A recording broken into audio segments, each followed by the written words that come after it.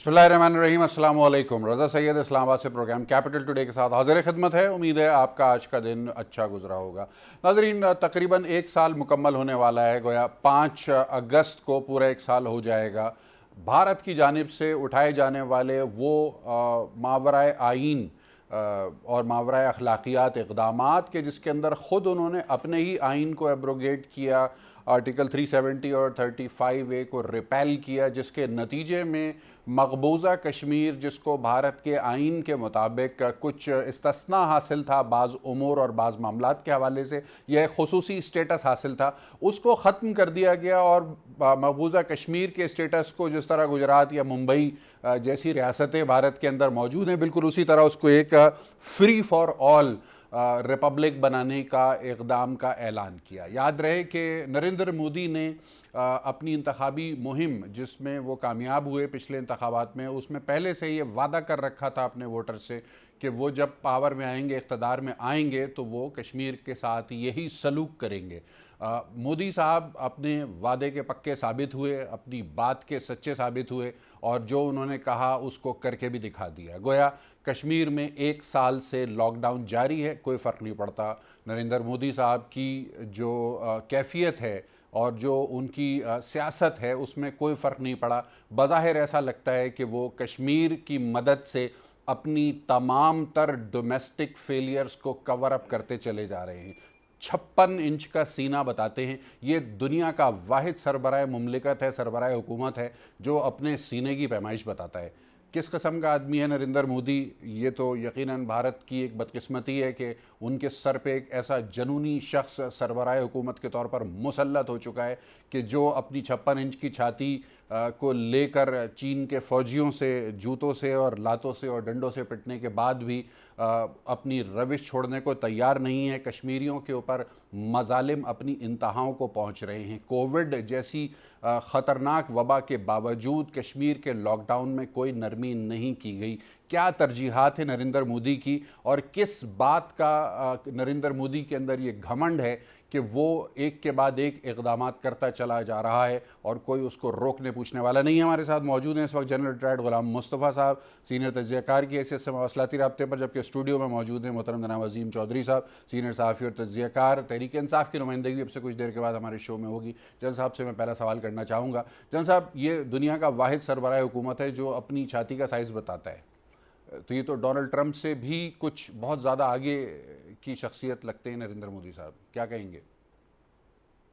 देखिए, इनकी शख्सियत के बारे में तो जो भी आप बात कर लें वो शायद कम होगी। इशू बड़ा है इससे, क्योंकि जो यहाँ पाकिस्तान में हम लोग आमतौर पे इसको नज़रअंदाज कर रहे हैं कि मोदी को जब 2014 में लाया गया था तो उसका एक खास मकसद था। ये मोदी साहब, वरना आप देखिए, इनको पहले इन्होंने गुजरात में इनको बड़ा किया, इतना इनकी इमेज बना दी गई। फिर उनको जब ये दोबारा इलेक्शन में आए और बीजेपी को जितवाया गया, तो ये एक जो भारत की बिग मनी है विच इज एक्चुअली कंट्रोल्ड, जो बरहमन ज़ायनिस्ट हैं सारे, वो उनका ख्याल ये था कि आरएसएस को बीजेपी बनाने के बाद इतना टाइम लग गया है और ये वो शख्स है जिससे इन्होंने पहले गुजरात में मुसलमानों का कत्लेआम कराया कि इसको दोबारा अभी हम इस पोजीशन पर ले आए कि जो बाकी इनका एजेंडा रह गया है उसको भी पूरा तकमील तक पहुंचाएं। अब वो एजेंडा का जो पहला इनका इशू था वो कश्मीर के मसले पर था, क्योंकि कश्मीर इनकी एक दुखती हुई रग है। जिस तरीके से हम कहते हैं कि भाई पाकिस्तान की तकमील का एजेंडा है कश्मीर, इसी तरह भारत भी यही बात करता है। वो ओपनली बात नहीं करते, लेकिन जब कश्मीर भारत को दिया गया था जी, उसके बाद जो हमारे उस वक्त की लीडरशिप ने थोड़ी हिम्मत की और गिलगित बल्तिस्तान और ये जो आज़ाद जम्मू कश्मीर का इलाका हमारे मुजाहिदीन ने मिलकर उनसे ले लिया, तो उसका इनको दुख है ये, और वही ख़त्म करना चाहते हैं इसको ये। क्योंकि जब तक ये ख़त्म नहीं होता तो जो अखंड भारत का एक ख्वाब है ब्राह्मण ज़ायनिज़्म के ज़हनों में, वो पूरा नहीं होता। अब मोदी साहब को ला के जो मोदी साहब ने देखिए ऊपर नीचे जो इक़दाम किए थे, वो वही थे जो उन्होंने ऐलान किया था इलेक्शन की जो उनकी कैंपेन थी। और ये मोदी साहब ने नहीं किया था। जब ये इससे पहले बीजेपी जब हुकूमत आई थी तो उस वक्त से ही उन्होंने ये कहा हुआ था कि बाबरी मस्जिद का, कश्मीर का और ये शरीयत का जो बिल है ये करेंगे काम। अब उन्होंने कर लिया है। उसका ख्याल ये था कि ये दुनिया भी पी जाएगी, दुनिया तो पी गई है इसको, लेकिन जो कश्मीरी हैं वो तैयार नहीं हुए। सही। और अब जो 56 की जो छाती का इन्होंने ऐलान किया था कि जी वो एक बड़ा, उन्होंने आपको याद होगा, बड़ी उन्होंने तकरीर की थी जी। कि 370 डन, फलाना डन, फलाना डन, जो बाकी चीजें रहेगी वो भी हम करेंगे। तो उस वक्त तो इनका वो छाती 56 का बताना जायज बनता था इनका, कि मैं दुनिया का शायद वाहिद वो लीडर हूं जो अपने एजेंडे पे कायम हो, चल रहा हूं उस पर। लेकिन उनको जो चीजें चंद एक समझ नहीं आई, और वो मैं समझता हूँ कि भारत के जो थिंकर्स थे जिन्होंने इसको, मोदी को लॉन्च कराया था, उनके जहन में भी ये बात नहीं आई कि जब ये 56 की छाती होगी, इतनी फूल जाएगी, तो जो जो लोग इससे तंग पड़ेंगे, आप जब सीट पे बैठते हैं और दूसरे लोग तंग पड़ते हैं, वो फिर अपना कुछ काम जरूर करते हैं इसमें। सही। तो अब वो छाती देखिए आहिस्ता आहिस्ता सुकड़ती जा रही है। एक तरफ से पाकिस्तान है जिसके बारे में उनको अभी तक समझ नहीं आ रही कि पाकिस्तान क्या करेगा, दूसरी तरफ कश्मीरी हैं जिनको वो छोड़ नहीं सकते। कश्मीरियों ने तो तकरीबन 8 से 9 लाख भारतीय फौज को लॉकडाउन कर दिया हुआ वहां पे, वो वहां से निकालें तो कश्मीरी खड़े हो जाएंगे। एक तरफ से चीन है कि चीन का अपना एक एजेंडा है इस खित्ते के बारे में, अपने बारे में, तो वो भी, चीन भी खुल के सामने आ गया है। अब तो बांग्लादेश ने भी भारत को आंखें दिखाना शुरू कर दी हैं। तो ये छाती अब सुकड़ती जा रही है। इनको ये ख्याल ये है कि इसमें दोबारा पंप कर देंगे, चाहे ट्रंप साहब और उनके साथी मिलकर। लेकिन ट्रंप साहब की और अमेरिका की मुश्किलात शायद भारत से भी बहुत ज्यादा हैं। इसलिए जो इनका ये जहन में था कि हम जो करेंगे, और जो इनकी जो एक लॉजिस्टिक एक्सचेंज का एक इन्होंने माहिदा भी किया हुआ था, ईरान के साथ भी इनकी, अगर आपको याद हो, एक स्ट्रेटेजिक पार्टनरशिप थी, वो सब कुछ था इनका। लेकिन जो दूसरों ने मूव किया है इनकी छाती का साइज कम करने में, तो वो अब इस वक्त हो गए हैं कि अब ये खुद ना सिर्फ ये कि तीन बड़ी ताकतों के दरमियान सुकड़ के रह गए हैं, सही, बल्कि अब शायद भारत के जो टूटने का अमल था वो शायद और भी तेज हो जाए। सही है। अजीम चौधरी साहब, ये 56 इंच की छाती, तो ये तो कोई पहलवान हो अगर, या कोई बदमाश हो, तो वो शायद इस तरह से अपने सामने वालों को इम्प्रेस करने के लिए बातें करता है। मैं किसी मज़हब के ऊपर कमेंट कभी भी नहीं करना चाहता, लेकिन एक वीडियो मेरी नज़र से गुजरी 2 रोज़ पहले। भारत में जो ब्राह्मण, जिसका एक ब्राह्मण जियोनिस्ट की जो एक वहाँ पर एक क्लास है, उसकी रिप्रेजेंटेशन दिखाई गई उस वीडियो के अंदर। अच्छा, याद रहे कि ये वीडियो भारत वालों ने खुद बनाई थी, ये पाकिस्तानियों की बनाई हुई नहीं थी। और उसमें उन्होंने जो फोकस था वो ये था कि भारत में मंदिरों की कुल तादाद क्या है, वहाँ पर रोज़ाना और माहाना और सालाना बुनियादों पर चढ़ावा जो है वो कितने अरब रुपए का आता है, और कोविड आने के बाद मंदिरों ने किस तरह से आम लोगों के लिए अपने दरवाजे बंद कर लिए, और 1 रुपया भी किसी मंदिर ने ढीला नहीं किया उन लोगों के लिए जो सिसक के मर रहे थे कोविड की वजह से। ये एक फूड फॉर थॉट, खुद उनके अंदर से सवाल उठा है कि ये ब्राह्मण जो हैं ये हमारा पैसा लेकर कहाँ जा रहे हैं और इस पैसे का क्या मसरफ करने जा रहे हैं। तो क्या मतलब सिर्फ पाकिस्तान या सिर्फ कश्मीर नहीं है उनके निशाने पे, खुद भारतीय अवाम भी उनके निशाने पे? ये आज की बात तो नहीं। भारत में जो 4 नस्ली इम्तियाज के साथ लोग मौजूद हैं और ज़िंदगी गुजार रहे हैं, उसमें ब्राह्मण ही ऐसे लोग हैं कि जो कंफर्टेबल हैं। मतलब इंसान ही वही हैं, बाकी सब उससे नीचे की कोई बाकी चीज़ तो कोई उनके मंदिर के करीब भी नहीं जा सकता। अंदर जाना तो बहुत दूर की बात है। वो किसी दूसरे फिरके या दूसरी जात के शख्स के घर में नहीं जा सकते, कोई उनके घर में नहीं आ सकता, वो शादी नहीं कर सकते, कोई उनसे शादी नहीं कर सकता। ये तफरीक तो वहाँ पर मौजूद है, और यही वो तफरीक थी कि जिसकी बुनियाद पर वहाँ इस्लाम बहुत तेज़ी से फैला था। सही। और अब भी फैल रहा है। यही वो तफरीक थी कि जिसकी बुनियाद पर वहाँ लोग ईसाई बनना पसंद करते थे कि हम इस सारे जो अजाब हम पर आता है नस्ली, इससे हम बच जाएंगे, और अगर वो मुसलमान हो जाए तो वो मुकम्मल तौर पर उस नस्ली इम्तियाज से बच जाते हैं। इसलिए कि मुसलमानों में तो ऐसी कोई तफरीक नहीं है। मैं और आप एक ही जगह पर बैठकर एक ही प्याली में चाय भी पी सकते हैं, एक प्लेट में खाना भी खा सकते हैं। जहाँ तक मामला कश्मीर का है, देखिए कश्मीर का मामला आज का तो नहीं है जी, ये दुरुस्त है, हम सब जानते हैं इस बात को कि कश्मीर स्ट्रेटेजिकली तो बहुत ही इम्पोर्टेंट है, लेकिन पानी के हवाले से उससे भी ज़्यादा इम्पोर्टेंट है। सही है। भारत उस सारे पानी को इस्तेमाल करना चाहता है और उस ज़मीन को अपने लिए इस्तेमाल करना चाहता है, ताकि उसकी जो शर्मंगेजी है और जो उसकी फितना परवरी है और जो वो रियासती दहशतगर्दी करना चाहता है या करता है वो बरकरार रहे। सही। चीन ने उसको 2 दफा सबक सिखाया। जब ये पहले 62 में हुआ तो अमेरिका का हम पर दबाव था सही। और बहुत शदीद दबाव था कि हम चीन के खिलाफ भारत का साथ दें। अच्छा, पाकिस्तान तहरीक इंसाफ की रहनुमा रुकन कौमी असम्बली मोहतरमा नुसरत वाहिद साहिबा भी हमारे साथ स्टूडियो में मौजूद हैं। जी चॉइस आप जारी रखिए। 62 में हमने इनकार कर दिया अमेरिका को। हम आज भी इनकार करने की पूरी पोजीशन में हैं कि हम भारत के लिए ऐसी कोई सहूलत पैदा नहीं करके देंगे जो हमारे लिए मुश्किल पैदा करके दे। सही है। हमारा जो सी पैक का प्रोग्राम है चाइना के साथ, जो एक स्ट्रेटेजिक पोजीशंस के साथ चल रहा है और उस पर हम रुबा अमल हैं, उसको रोकने के लिए तो भारतीय क़यादत खुद चीन गई थी जी। और ये कहा कि इसको गिलगित बिल्तिस्तान के इलाकों से मत गुजारा जाए और चीन ने उनकी इस बात को रद्द कर दिया। सही। ये दुरुस्त है कि 1 साल हो गया, कश्मीरी एक अजियत की ज़िंदगी गुजार रहे हैं, वो कैद में हैं। कई महीने उनको इंटरनेट की सहूलत नहीं थी, घरों से बाहर निकलने की सहूलत नहीं थी, दवाई नहीं लेके जा सकते थे, बच्चों के लिए दूध का मामला था, खुराक की कमी थी और सिख और दूसरे लोग जो थे वो मुसलमान बच्चियों को बचाने के लिए जत्थे बनाकर उनको पहुंचाने की कोशिश करते रहे। और ख़ुद इंडियन लीडरशिप जब कभी श्रीनगर जाने की कोशिश करती थी तो भारतीय मरकजी हुकूमत उनको रोक देती थी। बाज़ लोग जो अदालत के हुक्म पर गए उनको भी रोका गया, बात को कुछ जगहों पर महदूद कर दिया गया।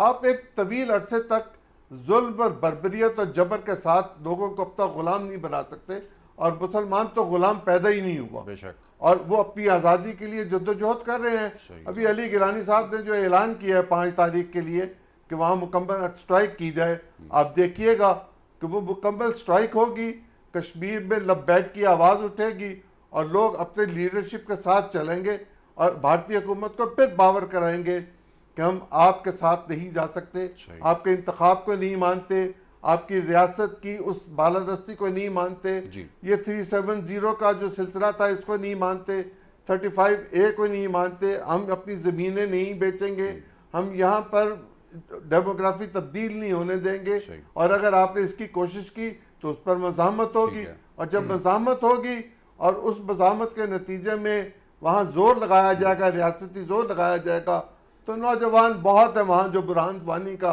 एक नेचुरल उनका रिएक्शन होगा, उसमें सामने आएंगे। नुसरत वाहिद साहिबा, पाकिस्तान तहरीक इंसाफ की रिप्रेजेंटेशन है, हुकूमती जमात से आपका ताल्लुक़ है।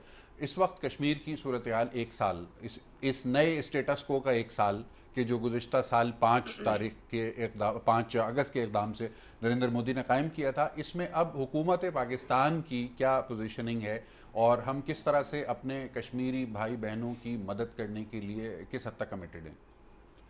बिस्मिल्लाहिर्रहमानिर्रहीम। बहुत शुक्रिया रज़ा साहब, आपने प्रोग्राम में इनवाइट किया मुझे। देखें, हुकूमत पाकिस्तान का हमें शुरू से पता है इनिशिएटिव इन्होंने किस तरह लिया, किस तरह UN में जाके प्राइम मिनिस्टर ने स्पीच की, किस तरह लोगों ने पजीराई की। इससे पहले तो कोई बात भी नहीं करता था। जिस तरह फ़लस्तीन साल साल से सफ़र कर रहा है, इसी तरह कश्मीरी साल साल से सफ़र कर रहे हैं। उनकी किसी उसके ऊपर कभी बिल्कुल कोई कभी मतलब किसी ने ध्यान ही नहीं दिया कि वो भी इंसान है, उनको भी ज़रूरियात ज़िंदगी चाहिए। किस तरह हक तलफी की गई, इंसानी हकूक़ की उनकी जो बुनियादी चीज़ें हैं उससे उनको डिप्राइव किया गया और फिर उसके बाद 5 अगस्त को हम देखते हैं कि कर्फ्यू लगा दिया गया। अब मुझे बताएं वो लोग जो वहाँ पे हैं कितने ज़िंदा रह गए होंगे, अगर रह भी गए होंगे तो उनकी क्या हालत होगी, क्योंकि किसी चीज़ की सप्लाई नहीं है, हर चीज़ बंद है। बिल्कुल बिल्कुल टोटल इंटरनेट बंद है, फ़ोन बंद है, बाकी चीज़ें बंद हैं कि किसी तरह पता चले कि वहाँ पे लोग, अभी जिस तरह भाई ने कहा कि लोग जाते हैं और उनको वहाँ पे दिखाया नहीं जाता, उनको इस सड़क पे गाड़ी जा रही है। हाँ, बिल्कुल टोटल एक बहुत बड़ी जेल है जिसके अंदर लोग कैद हैं। तो इस हुकूमत पाकिस्तान का आपको पता है पहले शुरू से हम लोगों ने बहुत स्ट्रॉन्ग इसका लिया कि हमने उनको आज़ाद कराना है, डेफिनेटली इस चीज़ से आज़ाद कराना है। इसके लिए प्राइम मिनिस्टर ने बेइंतहा कोशिश की, हर जुम्मे को हम लोग मार्च भी कर रहे थे, सब कुछ कर रहे थे। अभी भी 5 को मोस्ट प्रॉब्ली 30 को जा रहे हैं आज़ाद कश्मीर और वहाँ पे जाके हमारा एक प्रोग्राम होगा जिसमें दुनिया को कन्वे किया जाएगा कि जो हालात हैं इस वक्त कश्मीर के लोग, दुनिया को आगाह किया जाएगा कि कश्मीरियों के साथ क्या हो रहा है। गुफ्तगू के सिलसिले को जारी रखेंगे एक मुख्तसर वक्फे के बाद।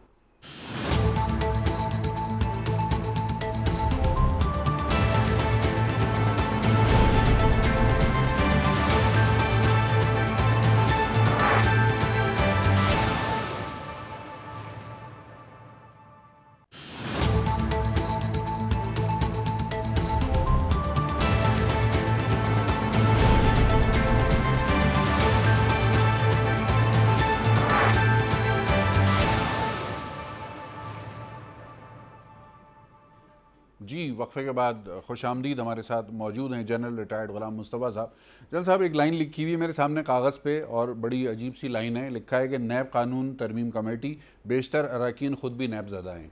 तो क्या ये सूरत हाल है? मतलब नैब के लिए कमेटी बन रही है और उसमें वही लोग उसके अरकान हैं कि जो नैब को मतलूब हैं, तो किस किस्म की तरमीम ये कमेटी करेगी और क्या ये कन्फ्लिक्ट ऑफ इंटरेस्ट नहीं है? और अगर ये कन्फ्लिक्ट ऑफ इंटरेस्ट है तो इसको रोकने के लिए फिर हुकूमत क्या कर रही है या कर सकती है? देखिए, हुकूमत तो इसमें शामिल है और जब आप कमेटी के नाम देखते हैं तो हुकूमती अरकान भी हैं जिनके नाम है इसमें नैब के लिस्ट में जो भी नाम है। कतई इसके देखिए, एक तो ये जो हमारे इंटायर सिस्टम जो है ना, इसके ऊपर एक बहुत बड़ा ये इंडाइटमेंट है इसकी कि हम एक नैब जो आपने एक वॉचडॉग इदारा बनाया है उसमें अगर तरमीम करने चले हैं तो उसमें भी वो आप उन लोगों को लेके आए हैं जो खुद उसका ना सिर्फ ये कि उसमें अंडर इन्वेस्टिगेशन है बल्कि रोज के हिसाब से उनके बारे में खबरें आ रही हैं। आज तो मैं देख रहा था कि रेफरेंस और भी फाइल होते जा रहे हैं जी। जब आप इनको एक तो कमेटी में बिठा दिया तो ये ब्लैकमेल करने की पोजीशन में है नैब को कि भाई हमारे नाम आप हमारे साथ कुछ सलूक बेहतर कीजिए वरना हम ये कवानीन में ये तरमीम कर देंगे। और वो फिर जब ये कवानीन बनाएंगे तो किस किस्म के कवानीन होंगे?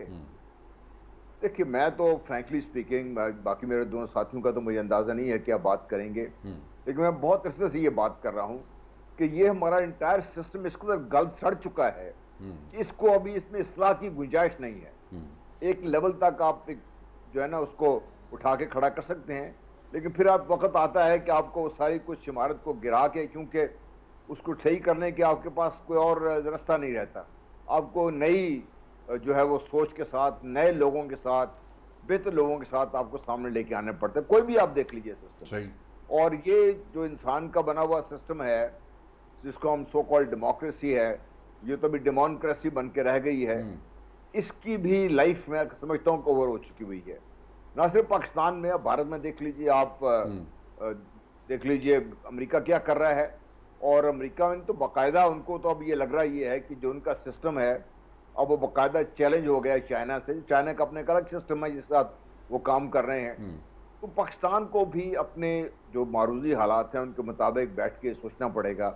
और इसमें जो लीडरशिप है जिसकी हम ये बात कर रहे हैं वो तो सब इससे मतलब इसके इस्तिफादा हासिल करते रहे हैं। इसी सिस्टम ने इनको यहाँ तक लेके आए हैं। इसलिए उनसे तो अगर आप तवक्को रखते हैं कि इसको बेहतर करेंगे, आई एम सॉरी, मैं शायद बहुत पेसिमिस्टिक भी हूँ। बेहतरी की तवक्को तो मुझे बिल्कुल नहीं है। बिगाड़ जो है उसको और बिगाड़ सकते हैं ये। तो पाकिस्तान का over a period of time आप देख लीजिए कि ये गुज़श्ता कम से कम 2 सालों में या 10-12 सालों में जिसको हम जो भी हम बात करते रहे, आपको सब कुछ खुल के सामने आ गया है। यहाँ तक कि जो आपने जितनी बड़ी एक तरमीम की और आज तक उसके हम बहुत फख्र करते हैं, और हमारे जो सब चैंपियंस हैं 18वीं तरमीम की, उसके बाद 19वीं की, दोनों की हम बात नहीं करते। और 18वीं तरमीम की जब बात होती है जी हमने इसको नहीं, उसके बारे में बहुत लोगों के स्ट्रॉन्ग ओपिनियंस हैं जी। उस तरमीम पे इससे बड़ी इंडाइटमेंट क्या होगी? एक अदालत ने बाकायदा ये कहा है कि आपने 2010 में तरमीम की, 2007 में जो कुछ हुआ था उसको जुर्म बना के उसके ऊपर मुकदमा खड़ा कर दिया। मैं जनरल परवेज मुशर्रफ की बात कर रहा हूँ जी। तो आप क्या करना क्या जा रहे हैं इसमें? मैं नहीं समझता कि आप इनको 25 की जिनकी आप बात कर रहे हैं आप पूरी असेंबली को भी बिठा दें तो इसको कुछ बेहतरी कर सकती है। आई एम सॉरी, मैं नहीं समझता कि सिस्टम में बेहतरी की गुंजाइश है। इस सिस्टम को आपको जाना पड़ेगा, आपको बेहतर सिस्टम लेके आना पड़ेगा। और इस आइन की जो शक्ल हमारी जमहूरियत ने बिगाड़ी है, मैं ये समझ, इससे बड़ा जुल्म हमने अपने साथ नहीं किया। इस आइन को आपको या तो असर नौ इसको आप देखिए, या चंद अच्छे लोगों को बिठाइए जिनके बारे में पूरी कौम मुत्तफिक है कि ये किसी एक साइड की बात नहीं करेंगे। इस आइन को जो ओरिजिनल शक्ल में लेके आइए, वहां से देखना शुरू कीजिए कि पाकिस्तान के जो मारूजी हालात हैं इसके मुताबिक आइन को किस तरीके से और बेहतर करना चाहिए। बाकी जो कुछ आप कर रहे हैं ये मैं समझता हूँ कि सिवाय इसके कि ये लोगों की आंखों में धूल झोंकने के बराबर है, कॉस्मेटिक किस्म के इकदाम ही हैं। अजीम चौधरी साहब, अब कंक्लूजन इसी तरफ जा रहा है कि हमारा निज़ाम, यानी वो लोग जो नैब ज़दा हैं या जिनके पीछे नैब घूम रही है, उन लोगों के हाथ में इख्तियार आ रहा है कि वो नैब की किस्मत का फैसला करें। तो ये तो एक अजीब विशेष साइकिल हो गया, ये तो एक अजीब चिकन एंड एग सिचुएशन हो गई कि इसमें कैसा कन्फ्लिक्ट ऑफ इंटरेस्ट है कि जो नैब को मतलूब है वही नैब का कानून बनाने के ज़िम्मा उनको दे दिया जा रहा है। क्या हो रहा है ये? देखिए, दुनिया के महज़ब माशरों में अगर हम जायज़ा लें तो हमें ये बात बहुत वाज़ेह तौर पर नज़र आती है कि जहाँ कानून का एहतराम है, कानून की बालादस्ती है, वहाँ इखलाकी बालादस्ती भी लोगों में मौजूद है। ठीक है। अगर हम दुनिया के किसी भी मुल्क की मिसाल ले लें और ये कहें कि वहाँ पर इस तरह का काम नहीं होता, लोग झूठ नहीं बोलते, लोग फ्रॉड नहीं करते, लोग चोरी नहीं करते, लोग डाका नहीं डालते, लोग चीज़ गिरी हुई को उठाते नहीं हैं, वापस कर देते हैं, तो वो लोगों की बुलंद इखलाकियात की वजह से। हमारे यहाँ ख़राबी यह है कि हमने 1947 में करप्शन के बारे में पहला कानून बनाया। सही है। और हम ये जानते थे, और उस वक्त तो बाबा कौम खुद जिंदा थे, उनकी मौजूदगी में बना। वो ये जानते थे कि जिस तरह का माशरा डेवलप होकर आया है और जिस तरह की डिवीजन हुई है और उसके नतीजे में जो चीज़ें सामने आना शुरू हुई हैं, इसमें लोगों के पास बददियानती के अलावा कुछ बाकी नहीं बचेगा। सही है। और उस बददियानती को रोकने के लिए 1947 में ही एक्ट बना दिया गया। फिर वो तरमीम उनमें होती रही, यहाँ तक पहुँच गए हम। अगर हुक्मरान ईमानदार हो, नेक नियत हो, सौले हो और कौम का उस पर एतमाद हो, वो अपना एतमाद ना खो चुका हो, तो लोगों के इखलाकी तरबियत में उसको बहुत आसानी हो सकती है। और तावक्ते के लोगों की इखलाकी तरबियत नहीं होगी, वो ये नहीं कहेंगे कि अजीम चौधरी चोर है, वो ये कहेंगे नहीं हमने तो नहीं देखा, हमें तो नहीं पता, हम तो उस वक्त वहाँ मौजूद नहीं थे, हम एक्सक्यूजेस पैदा कर अपने आप को अलग कर लेंगे। हम अपनी आपको जब बुराई से अलग करते हैं या अच्छाई के करीब नहीं जाने देते, तो हम एक मुजरिम का किरदार मतलब हम गवाही नहीं देना चाहते, हम नहीं गवाही देते। से घबराते नहीं देते हम। क्योंकि हमारा निजाम ऐसा है जी। कि गवाही देने वाला जो है वो खुद फंस जाता है। फंस जाता है। और फिर यहाँ गवाहियां देकर जो लोग कत्ल करवाते हैं अदालतों के जरिए, झूठ बोलकर कि हाँ जी मैंने देखा था कि इसने गोली मारी और पुलिस वाला उसके साथ है, तो रियासत के तमाम इदारे बोसीदा हो चुके हैं, दीमक लग चुकी है इनको।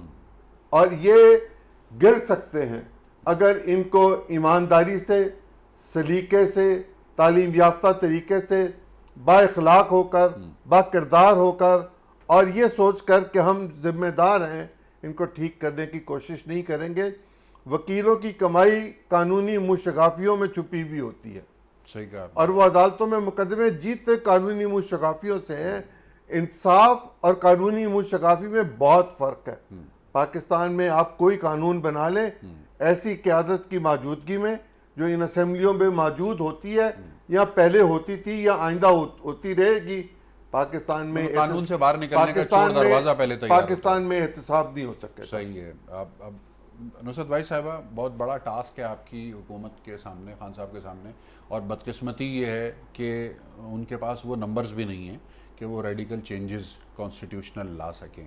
अभी भी कॉम्प्रोमाइजिंग सिचुएशन चल रही है। मालूम हो रहा है कि आज की अपडेट है कि कुछ कवानीन को, कुछ बिल्स को अप्रूव कराने के लिए गवर्नमेंट ने अपोजिशन से रब्ता किया और उसमें कंसेंसस नहीं डेवलप हो पा रहा है। ज़ाहिर है अपोजिशन की तादाद बड़ी है, मजबूत हैं वो, आप कॉम्प्रोमाइज्ड हैं बहुत ज़्यादा अपनी तादाद कम होने की वजह से। कैसे बाहर निकलेंगे इस सारी सूरत हाल से? देखिए, मेरा ख्याल ये है कि जैसे खान साहब का पूरे 22 साल का जो मिशन था वो यही था करप्शन को ख़त्म करने का। अब नैब को ख़त्म करने की ये लोग बात कर रहे हैं कि नैब को ख़त्म कर दिया जाए या उसमें तरमीम। हाँ, वो तो कह रहे हैं कुछ और ले आएं जी आप, तो नाम बदल अब के। वो नैब जिसको इन लोगों ने खुद ही बनाया था और खुद ही ने एक दूसरे के ऊपर सारे मुकदमे किए थे, इसमें कोई ऐसा मुकदमा नहीं है जो हम लोगों ने किया हो किसी के ऊपर। तो उस चीज़ को लेके अगर ये इस तरह की तरमीम ला रहे हैं कि एक पॉइंट उसमें से ये है कि अगर 1 अरब में 1 रुपया कम है तो वो नैब उसके ऊपर केस ना बनाए, तो अब मुझे बताइए कि इस कदर रेडिकुलस बात है ये। अगर ये इस किस्म की तरमीम लाएंगे, बाकी भी जो 24 इन्होंने तरमीम दी हैं वो सारी की सारी इसी किस्म की फ़नी किस्म की हैं कि अब आपको पता है कि पेपर जो है वो 50 करोड़ रुपए बदयांती का या जिसका भी वो करप्शन का कर सकती है मुकदमा, और जहाँ पे भी नैब की ज़रूरत होगी नैब आगे बढ़ेगा और वो इंटरवीन कर लेगा। तो जब ये चीज़ है तो उसके बाद फिर ये इस किस्म की बातें क्यों कर रहे हैं? क्योंकि इनकी करप्शन बहुत ज़्यादा है। मतलब 1 अरब रुपया तो शायद कोई चीज़ ही नहीं इनके लिए है। महंगाई बढ़ गई है ना, महंगाई तो आप लोगों ने बढ़ाई है, तो महंगाई से पहले की बात है ये सारी, इनकी जो करप्शन है। ये तो अब आजकल तो करप्शन नहीं कर पा रहे होंगे, ज़ाहिर है हुकूमत में नहीं है ये लोग। तो ये आजकल करप्शन करने वाले जो हैं वो तो चीनी बेच के करप्शन कर लेते हैं, चीनी आटा बेच आटा के ये सारी करप्शन कर चीज़ें लेते ये हैं। चल रही हैं, ये हमेशा से और चल उसके रही बाद थी। मीठा मीठा हप हप करके वो लंदन भी चले जाते हैं। बिल्कुल वो भी है। और उसके अलावा और खान साहब के पास देखिए, कोई इख्तियार नहीं है। ये वाली बात नहीं है कि वो लंदन चले जाते हैं। अब अगर ये वाली चीज़ चल रही थी, चीनी की चीज़ आज से नहीं हमेशा से चल रही है, और इस दफ़ा भी उसी फ्लो में सारा कुछ गया है कि वो अफगानिस्तान भेज देते हैं या कहीं और भेज देते हैं, और बहुत लिमिटेड, और बाकी यहीं पे होती है, और फिर उसको वापस मंगवा लेते हैं और फिर ज़्यादा रेट मतलब हम खान साहब को ये क्रेडिट दे सकते हैं कि खान साहब ने कम से कम इस खेल को एक्सपोज कर दिया। बिल्कुल ये चीज़ हमेशा से चल रही थी। चोर को उसी पकड़ चक्कर नहीं में सके, लेकिन पकड़ सिर्फ लेंगे। ये खेल को एक्सपोज नहीं, कर दिया। ये नहीं है कि ठीक नहीं है। पकड़ सके, वो पकड़ेंगे। ये नहीं हो सकता कि वो अगर उनका जिगरी दोस्त है तो उसको छोड़ देंगे। जब यहाँ तक वो चीज़ आ गई है कि उसको एक्सपोज कर दिया और सब कुछ हो गया, अगर वो गिल्टी होंगे तो उनको पकड़ा सही। जाएगा। अगर गिल्टी होंगे अगर तो, गिल्टी हाँ, होंगे, अगर ठीक है guilty जी। होंगे। अगर के ऊपर ही पूरा पाकिस्तान चल रहा है, और गुफ्तगू के सिलसिले को भी हम अगर के साथ जारी रखेंगे एक मुख्तसर वक्फे के बाद।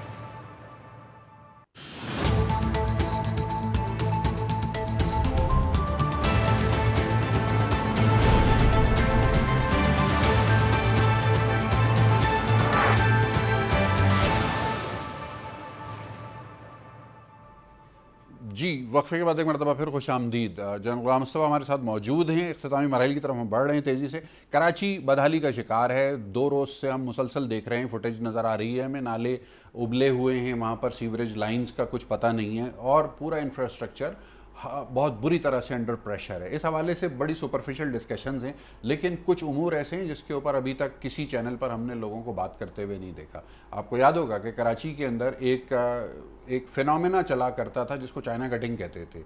ये वो फिनोमेना था जिसके अंदर कराची की ज़मीनों के ऊपर इंतहाई बेरहमी और सफाकी से कब्जे किए गए, और इस सारे निज़ाम को चलाने वाले एक साहब थे जिनका नाम था चुन्नू मामू। चुन्नू मामू कौन थे? चुन्नू मामू एक कैरेक्टर हैं जो कि एम अनवर नामी एक शख्स के भाई हैं, और एम अनवर वो कैरेक्टर है कि जो अल्ताफ़ हुसैन का राइट हैंड मैन है। टीवी पर हामिद मीर साहब के शो पर कन्फेशन दे चुका है आज से कुछ रोज़ पहले कि भारत से पैसे लेकर अल्ताफ़ हुसैन को फराहम करने की जिम्मेदारी एम अनवर की थी, जबकि एम अनवर के भाई चुन्नू मामू की जिम्मेदारी कराची की ज़मीनों पर नाजायज़ कब्जे करके डॉलर्स और पाउंड्स को पाकिस्तान से लंदन मुंतकिल करना था। जन साहब, क्या हमारी याददाश्त कमज़ोर है, या हम भूल गए हैं, या हम डिस्कस नहीं करना चाहते, एड्रेस नहीं करना चाहते हम कराची के इशूज़ को? देखिए, बहस ही तो एक चीज़ है ना, तो हम इस कदर बहस हो चुके हुए हैं कि हम ना सिर्फ ये चीज़ें भूल जाते हैं बल्कि उनको आगे लेके चलने के लिए, देखिए मैं तो, मेरी मायूसी की वजह है, मुझे याद है आज भी, और मैं जब भी ये सोचता हूँ तो मैं लरज़ जाता हूँ कि कैसे हम फेस करेंगे किसी जगह भी हमें अगर जब जवाब देना पड़ेगा। एक माँ ने खड़े होकर पाकिस्तान की सुप्रीम कोर्ट जो आज़ाद तरीन अदालत है उसमें बयान दिया था कि मैं अपने जवान साल बेटे का, जिनको दिन दहाड़े शाम को 5 बजे कैवली ग्राउंड में रश आवर में कत्ल कर दिया गया था, मैं उसके कत्ल को पैरवी नहीं करना चाहती, इसलिए कि मेरी जवान बेटियां हैं, मुझे थ्रेट मिल रहे हैं और मुल्ज़िम बहुत ताकतवर हैं। जब हमारी आज़ाद अदालत में एक मांग खड़े होकर ये बात करती है, मुझे नहीं पता कि हमारे निज़ाम अदल में ऐसी कोई गुंजाइश है, ये कैसे उसको देखा जा सकता है, लेकिन वो कत्ल ख़त्म हो गया। आपको याद होगा कराची में भी ऐसी एक बात हुई थी और बाप को मुल्क छोड़ के जाना पड़ा जी। तो आप चाइना कटिंग की बात करते हैं, यहाँ पर खून किसी को कोई याद नहीं रहता। चाइना कटिंग ने तो कराची का बेड़ा गर्क कर दिया है। ये जो पाकिस्तान का दिल था किसी ज़माने में, और अब भी मैं ये समझता हूँ कि पाकिस्तान का चाहे वो इकोनॉमिक इंजन है, चाहे वो पाकिस्तान की पॉलिटिक्स है, इसको ड्राइव करने वाला कराची है ये। और कराची आप देखिए, जब आपको शायद याद होगा, कभी हमारी तो होश में ये बात थी, जब भी कराची ने कोई चीज़ महसूस की, कराची के लोगों ने पाकिस्तान में तब्दीली आई उस वक्त। पाकिस्तान में अगर मादर मिल्लत का साथ दिया कराची ने, तो पूरा पाकिस्तान मादर मिल्लत के साथ खड़ा हो गया। दुरुस्त। इसी तरह मैं बात करना चाहता हूँ, कराची को जानबूझ के दुनिया का सबसे इम्पोर्टेंट और ये बिजी ना सिर्फ सी पोर्ट था बल्कि एयरपोर्ट था हमारा।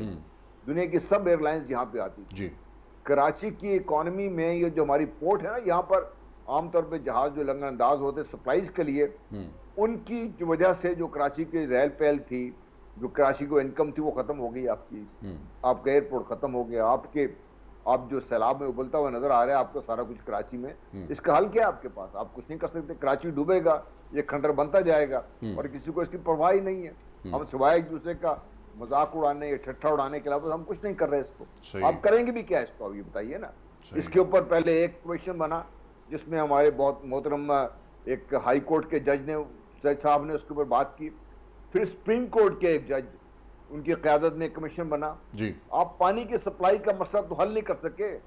ये कराची का अगले दिन कहीं पढ़ रहा था कि जो टैंकर माफिया है, ये बिलियंस ऑफ रुपीस में ये कमाई हो रही है इसकी। बिल्कुल ऐसा। तो आप पानी की सप्लाई नहीं कर सकते। बिजली की सप्लाई का आपने देख लिया क्या हाल है। कराची के इलेक्ट्रिक को आप हाथ नहीं लगा सकते। आप क्या कर सकते हैं? अनटचेबल बने हुए हैं। बिल्कुल सही कहा आपने। अजीम चौधरी साहब, क्या सोल्यूशन है और क्या ये अनासिर चुन्नू मामू जैसे जो थे, क्या इनको अब माफ़ कर दिया जाए या क्या इनको फरामोश कर दिया जाए या इनको कानून के सामने लाना ज़रूरी नहीं?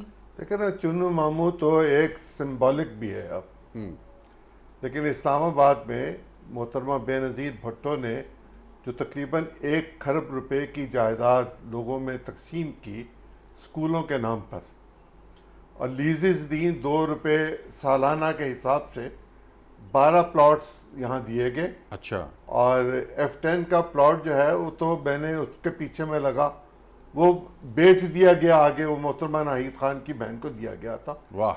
वो उन्होंने आगे बेच दिया। CDA ने उसको कैंसिल किया। मैं उसके पीछे लगा रहा, मुसलसल पीछे लगा रहा, लेकिन इस्लामाबाद हाई कोर्ट ने 1 साल से बल्कि 1.5 साल से उस पर स्टे ऑर्डर दे रखा। मतलब वो इस्लामाबाद की चाइना कटिंग हुई थी। इस्लामाबाद की चाइना कटिंग जो है, हम यहाँ रोते हैं कि वसाइल नहीं है। जब आप 1 खरब रुपए के वसाइल पॉलिटिकल बुनियादों पर लोगों को दे देंगे तो फिर आप क्या रोना रोएंगे। ये बैठी है, मैं इनको डिटेल्स देने के लिए तैयार हूँ। ये असेंबली में मुझे सवाल करके जवाब दे दें कि ये 1 खरब रुपए किसके हैं, ये आपके और मेरे और इनके हैं। सही। जब तक आप लोकल बॉडीज को फाल नहीं करेंगे आर्टिकल 140 के तहत, और लोकल बॉडीज ईमानदारी के साथ काम नहीं करेंगी, ना चाइना कटिंग रुकेगी, ना पानी के मसाइल हल होंगे, ना सीवर के मसाइल हल होंगे, ना रोड्स के मसाइल हल होंगे, ना प्रॉपर्टी टैक्स के मसाइल हल होंगे, ना पोल्स के मसाइल हल होंगे। कोई मसला हल हो ही नहीं सकेगा तावक्ते कि आप पाकिस्तान के आइन की हुर्बत को बरकरार रखते हुए लोकल बॉडीज को फाल नहीं करते। सही। ठीक है। नुसरत वाइस साहबा, एम अनवर ने टीवी पर आकर इतराफ़ किया कि मैं भारत से पैसे लेकर और अल्ताफ़ हुसैन को देता था। तो हामिद मीर साहब के शो में ये सब चल गया, उसके बाद कोई कार्रवाई नहीं की आपकी हुकूमत ने? अभी तो देखें हम लोग फंसे हुए हैं इसमें। एक तो कोरोना, उसके बाद अब ये कराची की जो हालत है, किस कदर खस्ता हाल हो गया है कि घर तक डूब गए हैं इंसानों की, गाड़ियाँ किस तरह बह गई हैं, लोग चलते हुए बह गए हैं। मतलब फुटेज हम टीवी पे ही देख रहे हैं कि किस तरह लाशें निकाली जा रही हैं जवान जवान लोगों की उस पानी में से। तो फ़िलहाल तो इस पे हैं, लेकिन मैं ख़ुद डिमांड करूँगी इस बात की कि ना सिर्फ उनको बल्कि उनके भाई को और अल्ताफ़ हुसैन को, तीनों को गिरफ़्तार करके पाकिस्तान लाया जाए। क्योंकि वो कौन सा ऐसा निज़ाम है, वो कौन सी ऐसी स्ट्रेंथ है, वो कौन सी ऐसी प्रोटेक्शन है जो उनको दी जा रही है जिसकी वजह से वो आज तक सेफ़ हैं। हालांकि जिस तरह आपने बताया कि इमरान अली शाह, क्या नाम था? इमरान फ़ारूक के कत्ल के तमाम प्रूफ हो गए हैं। वो कोर्ट जाते भी हैं इंग्लैंड में, लेकिन उसके बावजूद उनके ऊपर कोई कैद नहीं है, कुछ नहीं है, वो आराम से घर में आ जाते हैं। तो है क्या ऐसा, उनके पीछे है क्या जिसकी वजह से वो आज तक प्रोटेक्टेड हैं? तो मैं बिल्कुल इस बात को असेंबली में उठाना चाहूँगी कि इन लोगों को गिरफ़्तार करके लाया जाए पाकिस्तान, जिस तरह भी हो।